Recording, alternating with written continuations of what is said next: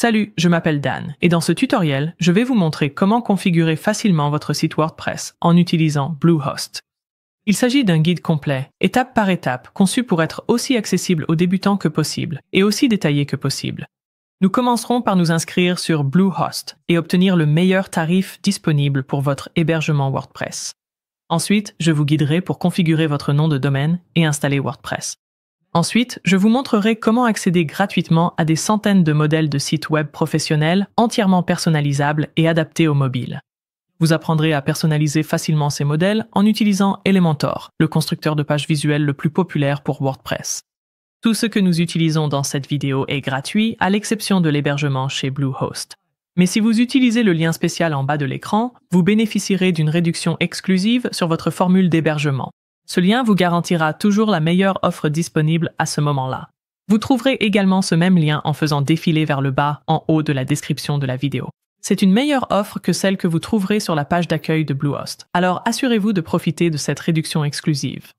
Sélectionnons maintenant un plan d'hébergement et un nom de domaine. Pour bénéficier de votre réduction exclusive et profiter d'un nom de domaine gratuit, cliquez sur « Commencer maintenant ». Ici, vous verrez les offres de Bluehost. Tout ce que nous allons faire dans ce tutoriel fonctionne avec l'offre de base, donc je vais cliquer sur « Choisir l'offre ». Il est maintenant temps de choisir votre nom de domaine. Essayez de le garder court, facile à retenir et surtout, il doit être disponible. Je vais taper BHWP Tutorial 3, qui est l'abréviation de Bluehost WordPress Tutorial. Vous pouvez également changer votre extension de domaine ici, mais je vous recommande de rester sur le .com. J'aime ajouter la confidentialité et la protection du domaine pour éviter les courriers indésirables, mais je vous montrerai comment les retirer plus tard si vous changez d'avis. Maintenant, cliquez sur « Rechercher un domaine ». Sur cette page, vous pouvez créer votre compte et confirmer les détails de votre offre. Donc, la première chose que je vais faire, c'est venir ici à gauche, entrer une adresse email et choisir un mot de passe. Ensuite, dans les options recommandées, je vais retirer SiteLock Essentials. Vous pouvez explorer ces options si vous le souhaitez, mais je vais continuer sans aucun module complémentaire. Ensuite, de retour à droite, vous pouvez cliquer sur le téléchargement sous Hébergement Starter.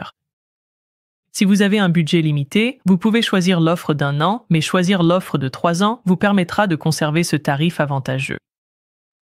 Voici notre domaine gratuit pour 1 an, et c'est ici que vous pouvez retirer la confidentialité et la protection du domaine si vous souhaitez vous en passer. Lorsque vous êtes satisfait des détails de votre offre, faites défiler vers le bas jusqu'à la section « Informations de facturation ». Saisissez vos informations ici à gauche, puis cliquez sur « Soumettre le paiement ». Maintenant que nous avons configuré notre hébergement et que nous avons notre domaine, il est temps d'installer WordPress. Et voilà, après avoir soumis le paiement, Bluehost installera automatiquement WordPress pour vous. Vous arriverez alors sur le tableau de bord Bluehost. Vous pouvez vous connecter à WordPress en utilisant le bouton ici, mais laissez-moi vous montrer comment y accéder manuellement. Au cas où, vous fermeriez cette fenêtre pop-up. Par défaut, vous arriverez sur cet onglet d'hébergement. Allez ici en haut et cliquez sur Sites Web. Ici, vous devriez voir le domaine que vous venez de choisir. Et pour lancer WordPress, cliquez sur Admin WordPress. Et voilà, vous êtes officiellement arrivé sur le tableau de bord d'administration WordPress, l'arrière-boutique de votre nouveau site web. C'est ici que vous viendrez pour apporter des modifications à votre site, publier des pages ou installer des outils. Avant de commencer la conception, nettoyons rapidement le tableau de bord et supprimons tout ce qui l'encombre. Dans le menu de gauche, cliquez sur Tableau de bord sous la section Bluehost. Nous pouvons fermer cette bannière en haut, puis vous pouvez cliquer sur Options de l'écran en haut à droite. Ici, vous pouvez tout décocher et vous pourrez toujours les réactiver plus tard si vous le souhaitez. Ensuite, vous pouvez réduire le panneau Options de l'écran. Ensuite, pour supprimer certaines de ces notifications, allez dans l'onglet Extensions. Nous reviendrons sur les extensions plus tard, mais pour l'instant, nettoyons-en quelques-unes dont nous n'avons pas besoin. Je vais sélectionner Creative Mail, ainsi que Monster Insights, Jetpack, Opt-in Monster et, si vous descendez, Yoast SEO. Ensuite, remontez et cliquez sur le menu déroulant sous Actions groupées, puis cliquez sur Désactiver et Appliquer. Si vous souhaitez supprimer définitivement ces extensions, nous pouvons les sélectionner à nouveau. Creative Mail, Monster Insights, Jetpack, Opt-in Monster et Yoast. Et là encore, nous pouvons cliquer sur Action groupée, puis sur Subprimer, puis sur Appliquer et enfin sur Confirmeur. Très bien, beaucoup plus propre. La prochaine étape importante consiste à installer votre thème. Le thème donnera à votre site web sa structure de base et vous permettra d'accéder à des modèles de sites web gratuits grâce à un plugin. Un thème contrôle les couleurs, les polices et la mise en page de votre site. Dans cette vidéo, nous allons utiliser un thème gratuit populaire appelé Astra. Il fonctionne très bien avec Elementor et les modèles que nous allons utiliser dans un instant. Depuis votre tableau de bord, survolez Apparence, puis cliquez sur Thème. Ensuite, faites défiler vers le bas et cliquez sur Ajouter un thème. En haut à droite, recherchez Astra. Puis survolez-le et cliquez sur Installer. Une fois l'installation terminée, cliquez sur Active. Maintenant, je vais vous montrer comment accéder à des centaines de modèles de sites web gratuits entièrement personnalisables grâce à un plugin. Un plugin fonctionne comme une application pour votre site web. Ils ajoutent de nouvelles fonctionnalités, tout comme les applications sur votre téléphone. Sur la gauche, cliquez sur Extensions. Puis en haut, cliquez sur Ajouter une extension. Trouvez la barre de recherche à droite et recherchez Starter Template. Lorsque vous voyez celui-ci, cliquez sur Installer maintenant. Une fois l'installation terminée, cliquez sur Activer. Si ce guide s'affiche pour Astra, cliquez en haut à droite sur Quitter l'installation guidée. Retournez dans Extensions et trouvez votre extension Starter Template. Ensuite, cliquez sur Commencer. Ici, vous devez cliquer sur Construire avec des modèles. Et maintenant, vous devez sélectionner un constructeur de page. Si vous ne voyez pas Elementor ici comme option de constructeur de page, laissez-moi vous montrer la solution rapide et facile. Si vous ne le voyez pas, cliquez sur Retour, puis cliquez sur Quitter vers le tableau de bord. Sur la gauche, survolez Paramètres et cliquez sur Général. Ensuite, faites défiler complètement jusqu'en bas de cette page et vous verrez une section intitulée Starter Templates. Si l'option Désactiver les modèles de page Elementor est cochée, décochez-la pour qu'elle ressemble à la mienne. Ensuite, cliquez sur Enregistrer les modifications. Maintenant, vous pouvez retourner dans Extensions, trouver Starter Templates et cliquer à nouveau sur Commencer. Ensuite, vous pouvez choisir Construire avec des modèles et vous devriez voir Elementor ici. Une fois que vous le voyez, cliquez sur Elementor pour continuer. Starter Templates vous permet de créer et de modifier des pages à l'aide d'outils simples de glisser-déposer. Il vous propose de nombreux designs prêts à l'emploi parmi lesquels choisir, et nous allons en utiliser un qui est totalement gratuit. Et maintenant, nous devons choisir notre modèle. Les modèles sont différents des thèmes que nous avons déjà choisis plus tôt lors de l'installation d'Astra. Ce thème contrôle l'apparence générale de l'ensemble du site web, y compris les couleurs, les polices et la mise en page de toutes les pages. Un modèle, en revanche, ne contrôle que la mise en page d'une page spécifique, comme une page d'accueil, une page à propos ou une page de contact. Vous pouvez parcourir les modèles par catégorie ici. Et vous verrez que les modèles payants sont indiqués comme Premium. Mais il y en a beaucoup de gratuits pour commencer, et utiliser un modèle va à la fois nous faire gagner beaucoup de temps et nous permettre de démarrer avec un aspect professionnel. Si vous cliquez sur l'un de ces modèles, vous obtiendrez un aperçu de son apparence, et vous pouvez même naviguer à travers les pages ici. Pour revenir en arrière et choisir autre chose, il vous suffit de cliquer sur le X. Je vais utiliser ce modèle appelé Planet Earth car il est idéal pour apprendre, le constructeur de page Elementor, et il est flexible à utiliser pour différents secteurs d'activité. Une fois que nous avons sélectionné un modèle, vous pouvez commencer à personnaliser votre site web avec un logo de site et vous pouvez changer les associations de police si vous le souhaitez. En dessous, nous pouvons expérimenter de nouvelles palettes de couleurs, mais pour l'instant, je vais rester sur les paramètres par défaut et nous pouvons cliquer sur Continuer. À cette étape de sélection des fonctionnalités, je vais cliquer sur Passer cette étape. Si vous voyez ce message de mémoire insuffisante, vous pouvez également choisir de passer et de continuer ici. Et enfin, sur cet écran, vous n'avez pas réellement besoin de remplir vos informations ici, mais vous devrez cocher cette case pour reconnaître que vous allez écraser les paramètres de votre site et ajouter du nouveau contenu. Une fois la case cochée, cliquez sur Soumettre et construire mon site web. Cela prendra 1 ou 2 minutes, mais une fois terminé, vous pouvez cliquer ici pour voir votre site web. Si nous faisons défiler vers le bas ici, nous pouvons voir le reste de notre page d'accueil et nous pouvons naviguer vers d'autres pages dans notre barre de menu pour jeter un œil. Par exemple, voici la page À propos et voici la page Services. Voyons à quoi ressemblent ces pages depuis notre tableau de bord WordPress. Allez sur le nom de notre site web dans la barre d'administration WordPress. Ensuite, nous pouvons faire un clic droit et ouvrir notre tableau de bord dans un nouvel onglet. Pour l'instant, je vais fermer Elementor, les modèles de démarrage et ma boîte de réception email. Revenons maintenant au tableau de bord que nous venons d'ouvrir. Depuis le tableau de bord, allons dans Pages dans le menu de gauche. Et ici, nous pouvons voir la liste de nos pages. Maintenant que notre site est construit et que notre thème, notre extension et notre modèle sont tous en place, personnalisons notre site web à l'aide du constructeur de pages Elementor. Il existe plusieurs façons d'accéder au constructeur de pages. Depuis cette vue des pages, il suffit de cliquer sur Modifier avec Elementor sur la page que nous souhaitons modifier. Je vais faire commande-clic sur ce lien hypertexte pour ouvrir la page d'accueil dans un nouvel onglet. Voilà donc la première méthode, mais fermons ceci pour l'instant et je vais vous montrer l'autre méthode. Depuis la section Pages, allons de nouveau sur le lien Visiter le site, puis faisons commande-clic dessus pour l'ouvrir dans un nouvel onglet.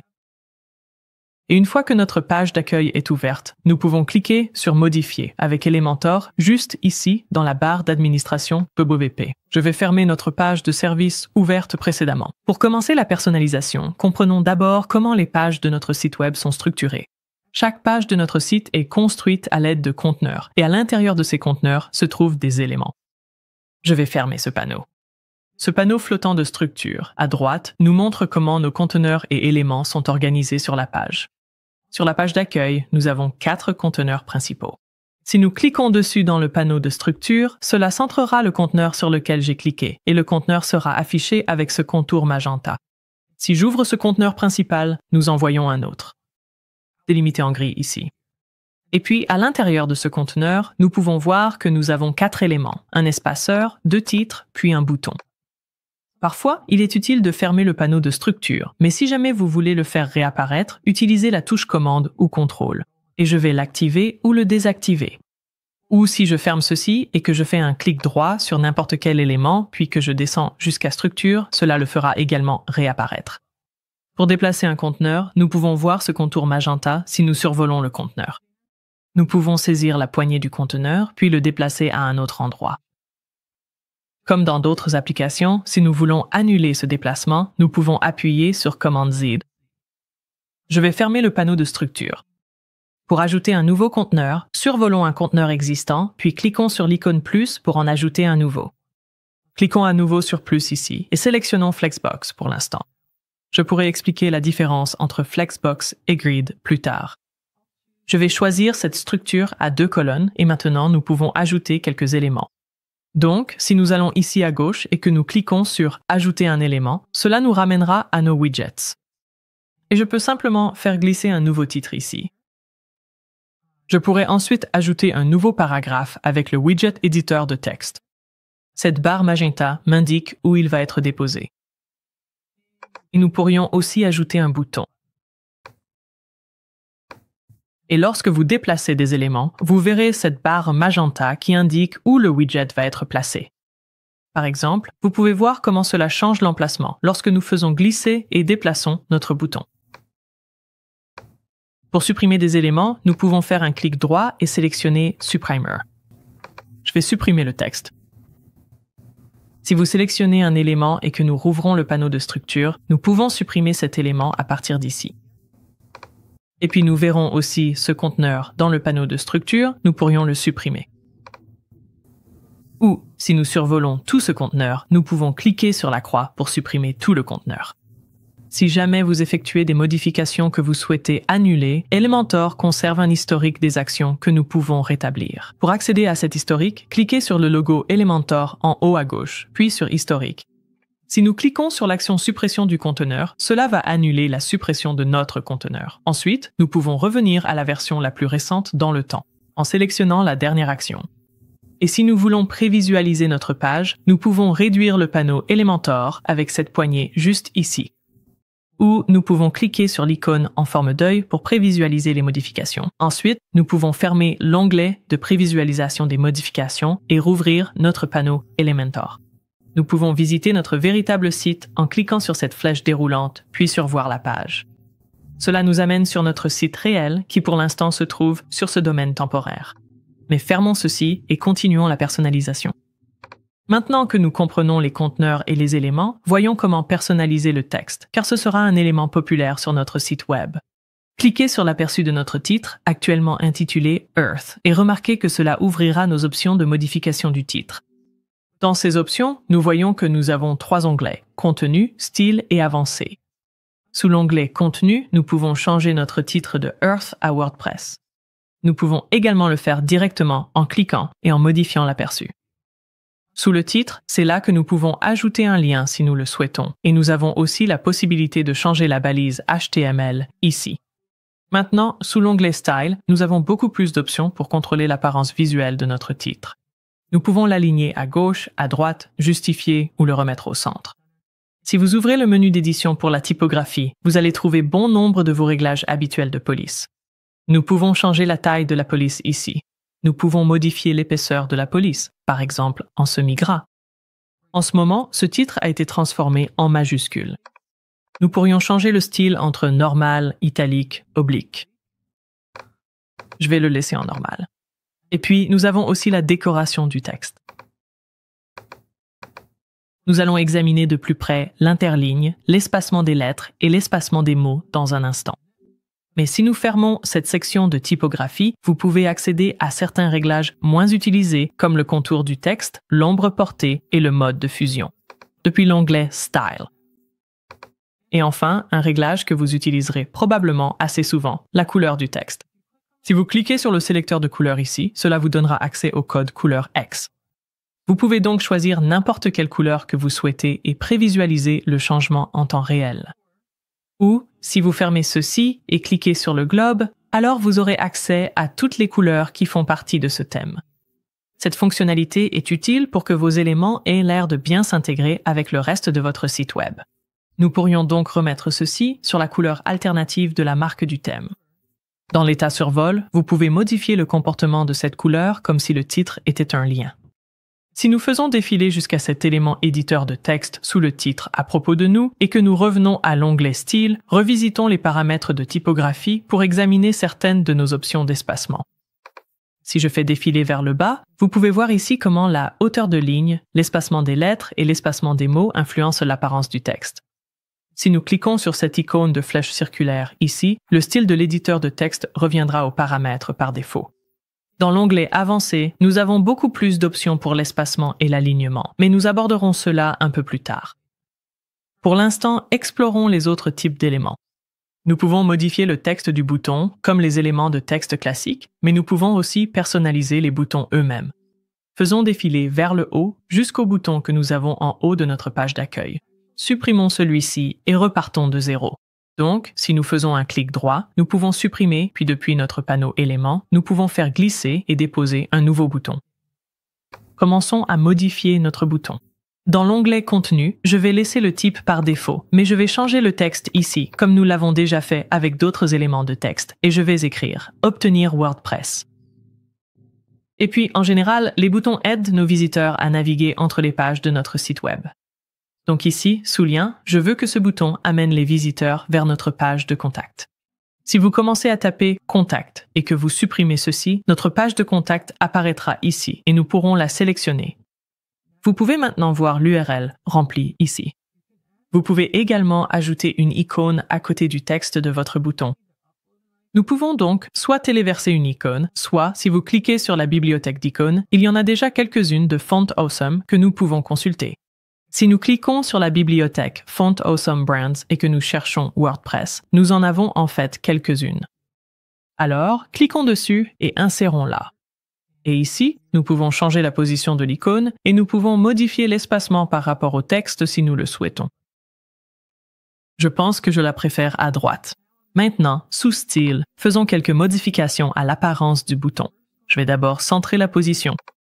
Si j'ouvre les paramètres de typographie, je peux sélectionner une nouvelle police. Je peux augmenter la taille. Quelque chose comme 25 me paraît bien. Et je peux mettre le texte en gras, peut-être diminuer l'espacement des lettres selon mes préférences. Et si je remonte et que je ferme le panneau de typographie, j'aime bien la couleur du texte du bouton en blanc ici, mais nous pouvons changer la couleur du bouton lui-même. Nous pouvons choisir une couleur hexadécimale comme nous l'avons vu précédemment, ou bien sélectionner quelque chose à partir de notre thème. Et je pourrais opter pour l'accent. Dans la section ombre portée, nous avons quelques options que nous pouvons utiliser pour faire ressortir notre bouton. Si je voulais que ce soit subtil, nous pourrions ajuster l'étendue de l'ombre pour qu'elle dépasse à peine le bord de notre bouton. Vous avez aussi la possibilité de contrôler le flou ici. Et dans la section couleur, nous pouvons même réduire l'opacité de cette ombre. Je vais donc fermer le sélecteur de couleurs et les options d'ombre portée. Le rayon de bordure permet d'arrondir les coins vifs. Donc, si vous poussez la valeur à l'extrême, vous pouvez obtenir des boutons très arrondis ici. Je vais choisir quelque chose comme 5 pour un effet beaucoup plus subtil. Et ces valeurs peuvent être liées ou dissociées avec ce bouton ici. Et dans la section de l'espacement interne, vous avez encore plus de contrôle sur la forme du bouton. Dissocions ces valeurs en cliquant sur la chaîne. Et je pense que quelque chose comme 15 pixels en haut et en bas et 25 à droite et à gauche pourrait être joli.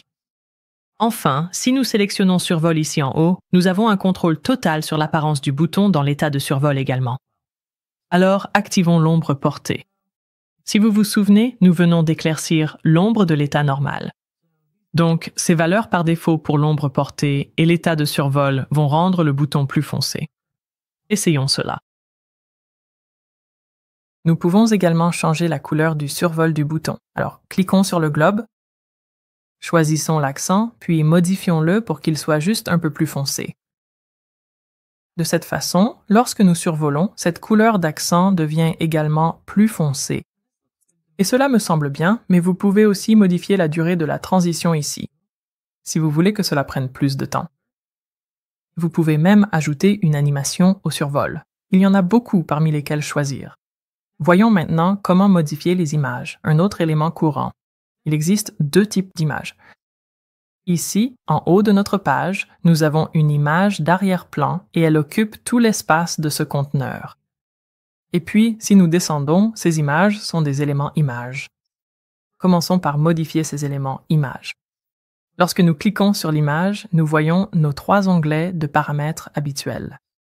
Dans l'onglet Contenu, si nous survolons cette image, nous pouvons cliquer sur Choisir une image. Cela nous amènera à notre bibliothèque de médias.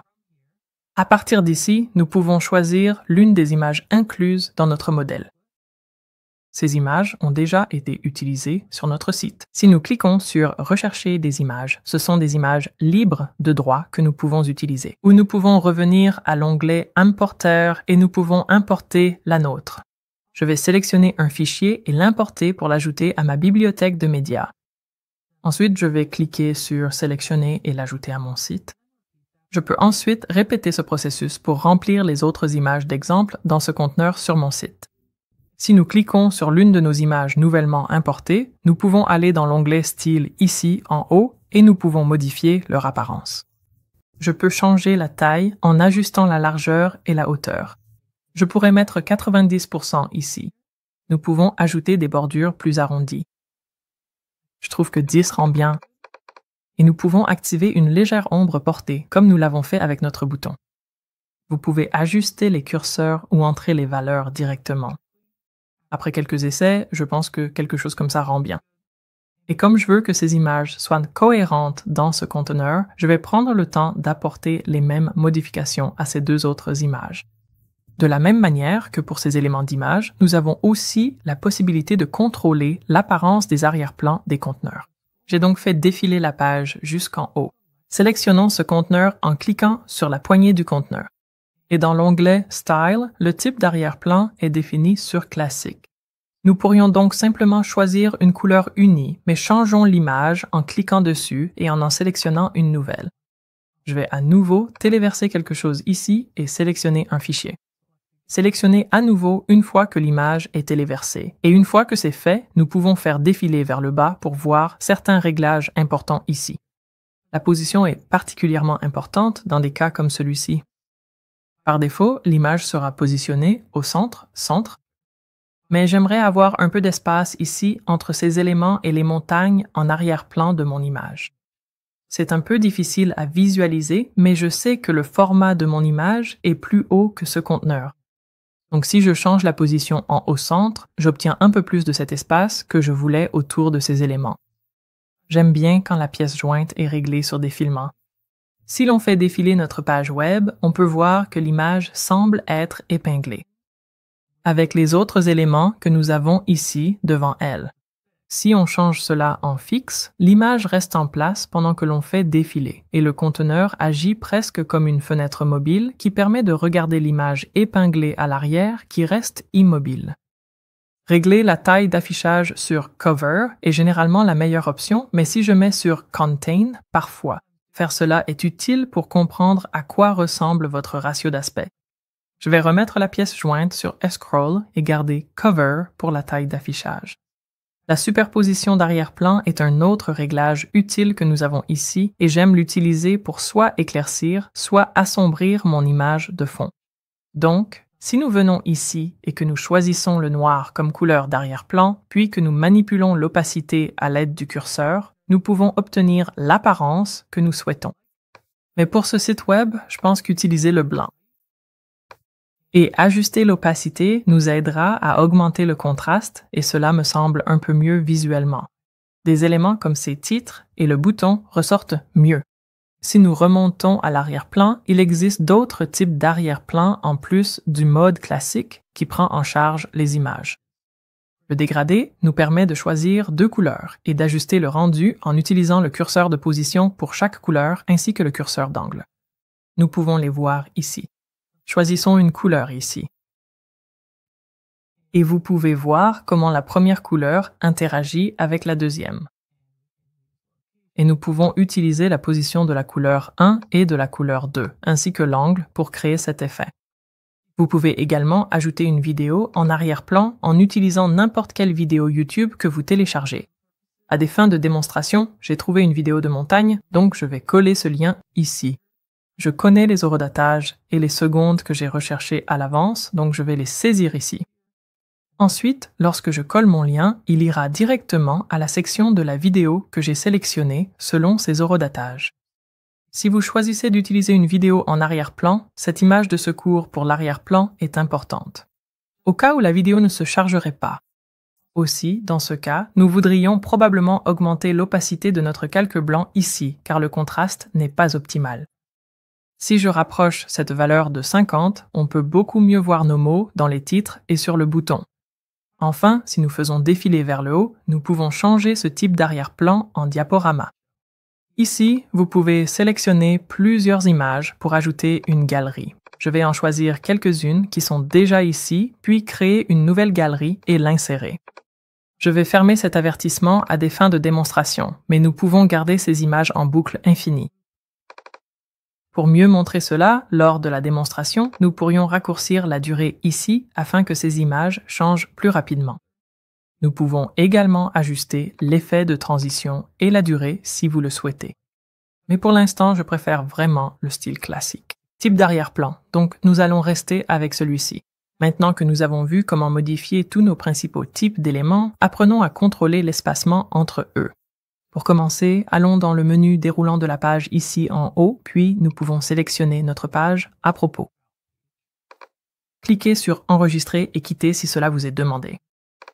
La marge et le remplissage sont 2 des outils dont nous disposons pour contrôler l'espacement. Faisons défiler la page à propos jusqu'à ce que nous arrivions à ce conteneur et voyons comment cela fonctionne.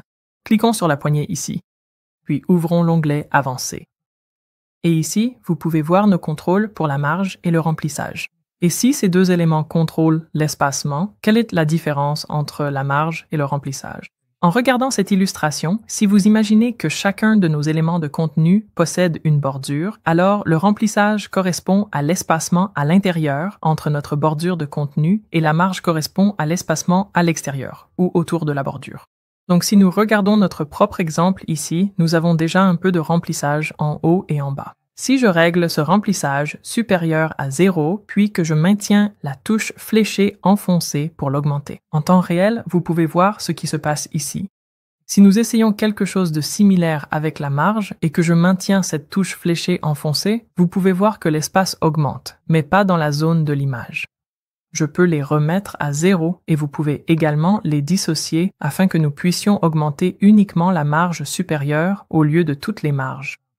Souvent, ajouter du remplissage ou ajouter une marge peut sembler identique, C'est parce qu'il n'y a pas de bordure visible.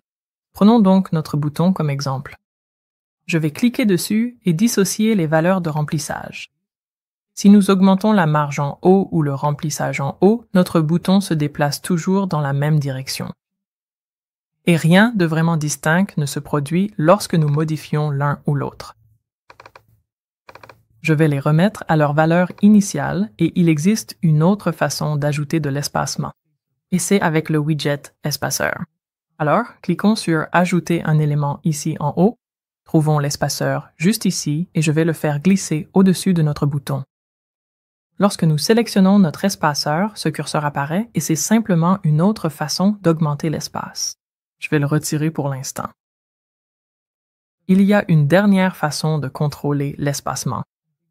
Et si nous allons tout en haut de notre page et que nous cliquons sur la poignée de notre conteneur, dans l'onglet Disposition, vous remarquerez ce curseur de hauteur minimale. Il est actuellement réglé sur 600, mais ajuster ce curseur ajoutera ou retirera facilement de l'espace en haut et en bas de cette section. Nous allons le laisser à 600 pour l'instant. Nous savons donc maintenant comment espacer nos éléments dans les conteneurs, mais comment contrôler la disposition à l'intérieur d'un conteneur. Pour montrer comment faire cela, recréons une mise en page à 3 colonnes de notre page d'accueil sur notre page à propos, ici. Pour nous rappeler à quoi cela ressemblait, cliquons sur cette flèche. Puis sur « Voir la page ». Retournons à la page d'accueil et descendons un peu et c'est cette mise en page à 3 colonnes que nous voulons recréer.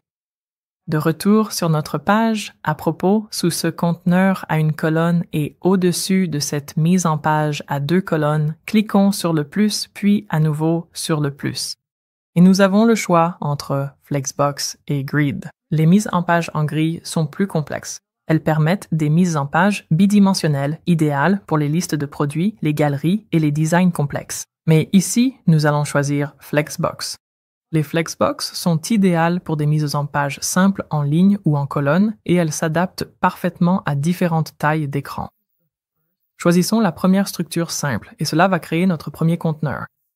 Sous l'onglet « Mise en page » de ce conteneur, assurons-nous que la largeur complète est sélectionnée sous largeur du contenu. Ensuite, ajoutons un autre conteneur à l'intérieur de ce conteneur d'origine en cliquant sur « Ajouter un élément » et en faisant glisser le conteneur à l'intérieur. Ce sera le premier des 3, donc nous devons le redimensionner pour qu'il s'adapte en nous assurant que la largeur du contenu est réglée sur largeur complète. Changeons maintenant la valeur de la largeur à 33,33. Maintenant que nous avons notre premier, nous pouvons le dupliquer pour gagner du temps. Alors faisons un clic droit, puis dupliquons ici en haut. Ou nous pouvons utiliser commande D sur Mac ou CTRL D sur Windows pour faire la même chose. Et comme vous pouvez le voir, nos conteneurs ont été disposés de façon verticale.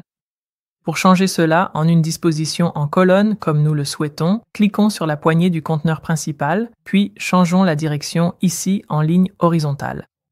Si nous justifions le contenu au centre, nous pouvons nous assurer qu'ils sont bien centrés. Maintenant que nos 3 colonnes sont en place, nous pouvons continuer à ajouter du contenu. Je vais cliquer sur « Ajouter un élément » en haut, puis je vais faire glisser une image dans cette première colonne. Ensuite, j'ajouterai un titre sous l'image, puis j'ajouterai un éditeur de texte en dessous. Normalement, vous voudriez ajouter un contenu différent. Dans ces 3 éléments par rapport à ce que nous avons déjà ailleurs sur notre site. Mais comme nous essayons de reproduire notre page d'accueil, je vais ajouter le contenu correspondant. Et maintenant, cela correspond au contenu de notre page d'accueil. Si nous faisons défiler vers le bas, nous pouvons voir que ce style de titre n'est pas exactement le même que celui-ci. Une chose que nous pourrions faire est d'ouvrir les paramètres de ce titre. Nous pouvons aller dans le menu Style, puis sélectionner l'option Typographie, et à partir de là, nous pourrions transformer ce titre en majuscule, si nous le souhaitons. Ou, si nous cliquons sur ce titre, puis faisons un clic droit pour copier le style de ce titre, nous pouvons ensuite aller sur notre nouveau titre, faire un clic droit à nouveau, et coller le style que nous venons de copier. Cela permet de gagner du temps et d'assurer une cohérence visuelle entre les différents titres de notre document ou projet. Ensuite, si nous voulions remplir cette même structure de conteneur dans ces 2 autres colonnes, il serait plus rapide de dupliquer ce que nous avons déjà ici que de faire glisser et déposer les éléments dans ces conteneurs vides depuis le début. Alors, faisons un clic droit et supprimons ces 2 conteneurs vides à droite. Ensuite, si nous sélectionnons notre premier conteneur, nous pouvons faire un clic droit et dupliquer, puis utiliser Commande D pour le faire une fois de plus.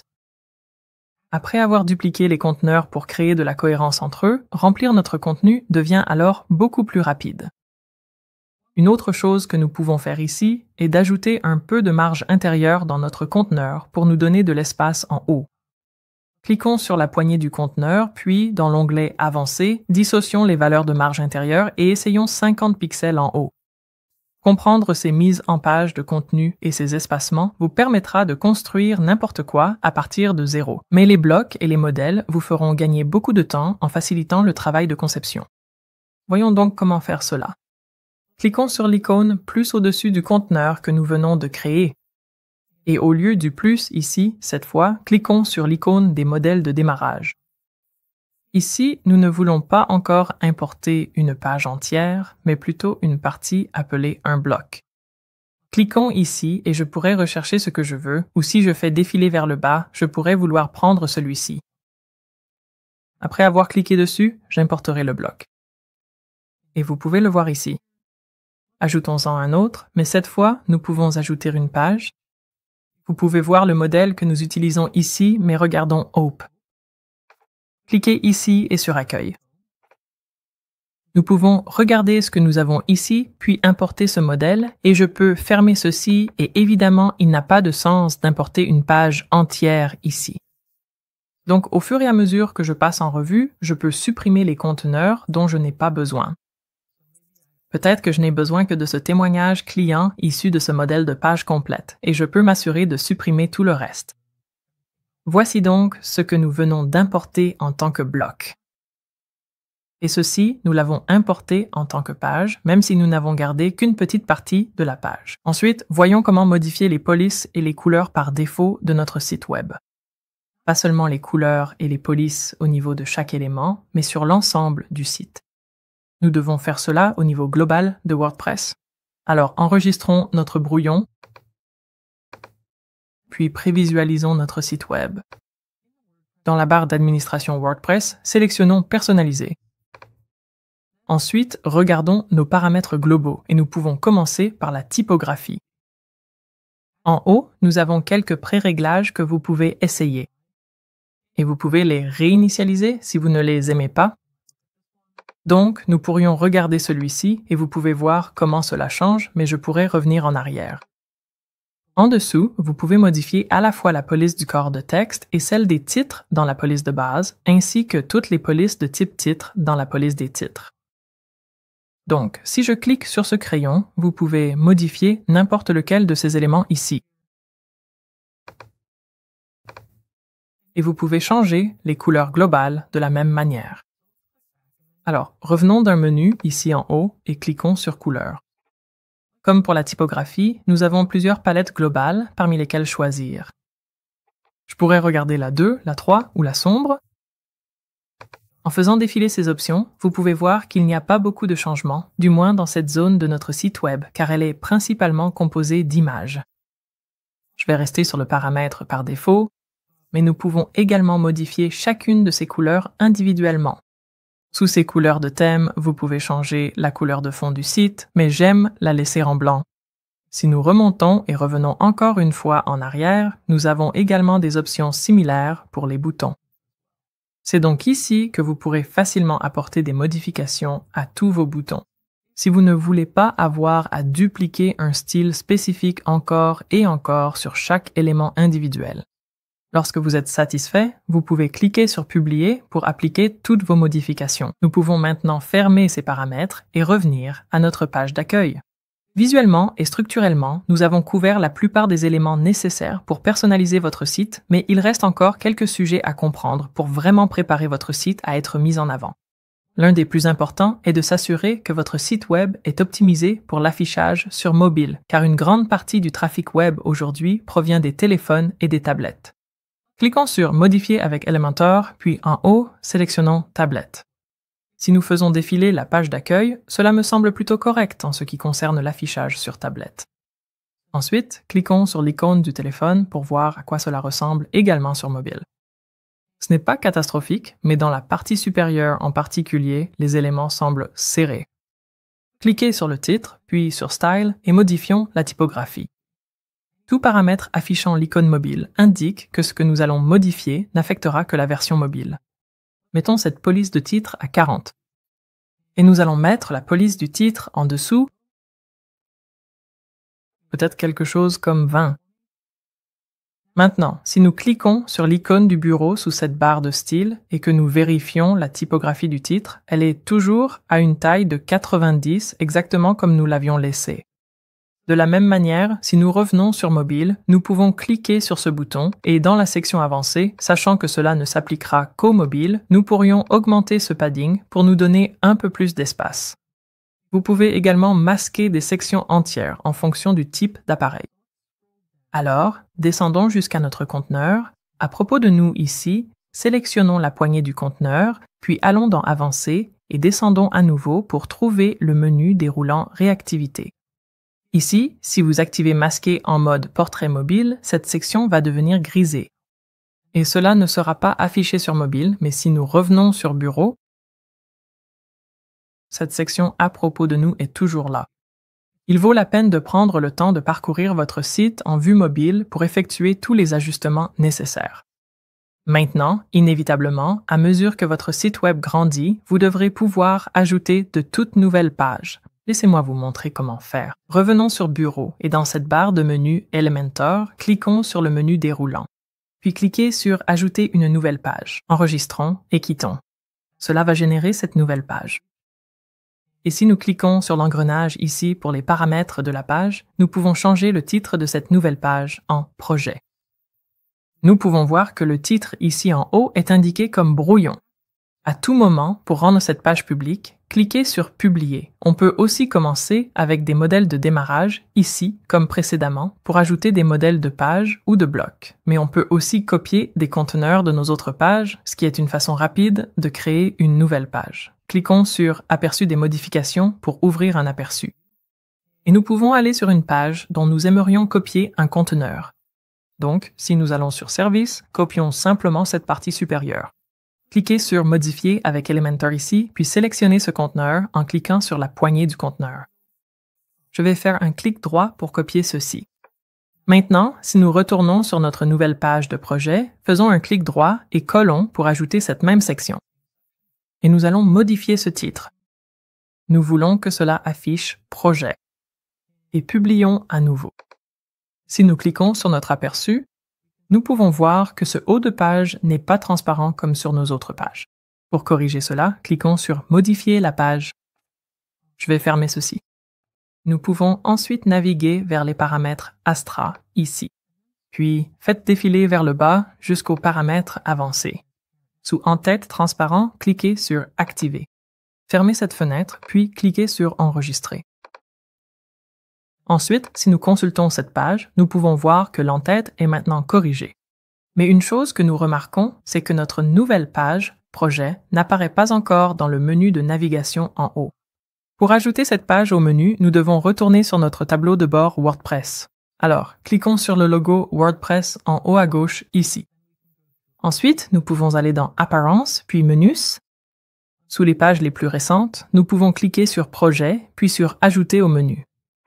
Nous faisons défiler vers le bas ici, nous pouvons voir que cela a été ajouté. Nous pouvons le faire glisser vers le haut pour l'organiser. Nous pouvons l'indenter pour créer un sous-menu. Bon, faisons-le glisser à l'extérieur pour le moment et quand nous sommes satisfaits, cliquez sur Enregistrer le menu. Pour voir que cette page a bien été ajoutée, ouvrons notre site web en maintenant la touche Commande enfoncée et en cliquant sur le lien ici dans la barre d'administration WP. En allant sur ce nouvel onglet, nous pouvons voir que notre page Projet est maintenant affichée à côté de notre page Service. Si nous revenons aux paramètres, faisons défiler vers le bas et déplaçons nos projets dans un sous-menu à onglets. Enregistrons à nouveau, revenons sur notre onglet, actualisons et maintenant, Projet se trouve ici dans un menu déroulant sous Service. Supprimer n'importe lequel de ces liens dans le menu est également très facile. Donc, retour sur WordPress ici. Ouvrez n'importe lequel de ces menus déroulants et une fois ouvert, vous pouvez le supprimer puis enregistrer pour le retirer complètement du menu. Je vais remettre Project ici et enregistrer. Maintenant que nous savons comment modifier ce menu, voyons comment personnaliser le reste de l'entête pour changer des éléments comme le logo et les couleurs du menu. En revenant sur l'onglet de notre site web, d'ici nous pouvons cliquer sur Personnaliser puis sur Constructeur d'entête. Pour changer le logo, cliquez sur Titre du site et Logo, soit ici, soit là. Ensuite, sur Changer de logo, nous pouvons sélectionner un fichier à télécharger. Je vais donc en choisir un ici. Une fois téléchargé, sélectionnez-le à nouveau. Mon logo s'adapte parfaitement au recadrage recommandé, donc je vais recadrer l'image. Et si votre logo ne change pas dans cet aperçu, c'est probablement parce que vous utilisez un écran Retina ou à haute densité de pixels. Vous pouvez donc télécharger ici une version de votre logo en plus haute résolution. Mais pour l'instant, je vais simplement utiliser ce logo pour tous les appareils. Et lorsque j'active ce bouton, vous pouvez voir que mon logo s'affiche désormais. Nous pouvons redimensionner notre logo avec ce curseur ici, et cela me semble à peu près correct. Si nous faisons défiler vers le bas, nous pouvons également télécharger une icône de site, aussi appelée favicon. Je vais cliquer dessus, puis sélectionner icône de site et je vais télécharger un fichier supplémentaire. Votre logo peut être joli en petite taille pour cela, mais j'ai un fichier séparé spécialement pour cette utilisation. Je vais le sélectionner et je vais ignorer le recadrage ici. Et une fois que c'est téléchargé, vous pouvez voir que cela a pris effet dans l'onglet. Notre aperçu agrandi se trouve juste ici. Maintenant, si nous revenons en arrière et que nous sélectionnons le constructeur d'entête, nous avons la possibilité de repositionner des éléments comme le logo du site et le menu principal. Je pourrais donc faire glisser ceci vers le centre et vous pouvez voir comment cela change. Vous pouvez le faire glisser vers le haut ou vers le bas d'une ligne, mais je n'aime pas le rendu, donc je vais le laisser ici. Pour modifier les couleurs de ce menu, faisons défiler vers le bas et cliquons sur En-tête transparent, puis sur l'onglet Design. Ensuite, si nous faisons défiler vers le bas sous couleur du menu, nous pouvons modifier les couleurs des liens du texte entre les états normal et survol actif. J'aime la couleur du texte en noir, mais je vais faire en sorte que cette couleur corresponde à la teinte de mon logo. J'ai copié ce code hexadécimal et je vais l'ajouter ici. Maintenant, l'élément de menu actif va correspondre à la couleur de mon logo. Pour enregistrer ces modifications, cliquons sur Publier. Si nous faisons défiler vers le bas, ici, nous pouvons modifier le pied de page du site web en bas, de la même manière que nous venons de modifier notre en-tête.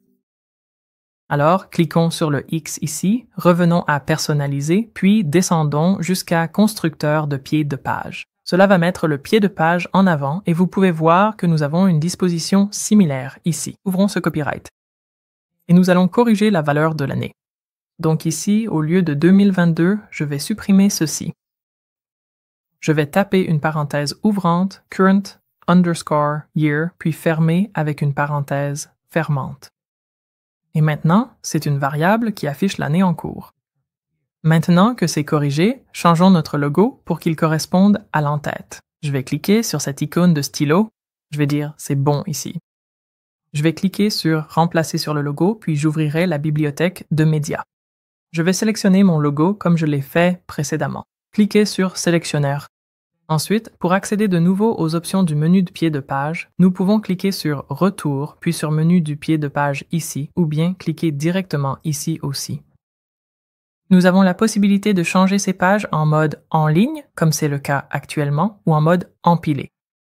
Je préfère le mode en ligne et vous pouvez organiser cela comme vous le souhaitez. Pour enregistrer nos modifications, cliquons sur Publier, puis nous pourrons fermer le personnalisateur. Et une fois que nous sommes satisfaits de notre site web, nous pouvons activer l'extension Lightspeed Cache, qui rendra notre site plus rapide. Revenons sur WordPress en cliquant sur le logo ici. Ensuite, allons dans Extensions, ajouter une extension, rechercher Lightspeed Cache L-I-T-E, puis trouver cette extension et cliquer sur Installer maintenant. Une fois l'installation terminée, nous pouvons cliquer sur Activer.